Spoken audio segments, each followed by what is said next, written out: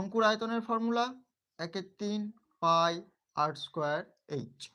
এবার দেখো আমরা যেহেতু অনুপাতে বের করছি সেহেতু এখানের সঙ্গে কোনো ধ্রুবক পদের গুণ নেব না, যেহেতু ডাইরেক্ট অনুপাতে বের করছি তাই ধ্রুবক পদের গুণ নেব না। তাহলে এইটা চোঙের ব্যাসার্ধ, এটা শঙ্কুর ব্যাসার্ধ, তার মানে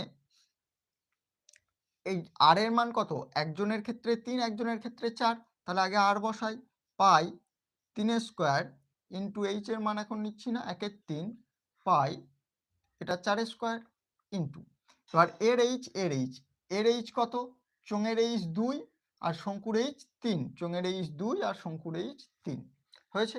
দেখো 3 3 কাটলো, এখান থেকে এখানে পাই পাই কাটলো, তাহলে এখানে হচ্ছে 3 3 9, 9 2 18, 18 অনুপাত 4 4 16, 18 অনুপাত 16 হলো। এই 18 অনুপাত 16কে আরো কাটাকাটি করতে পারবে, 2 দিয়ে কাটো, 2 9 18, 2 8 16, 9:8 একদম।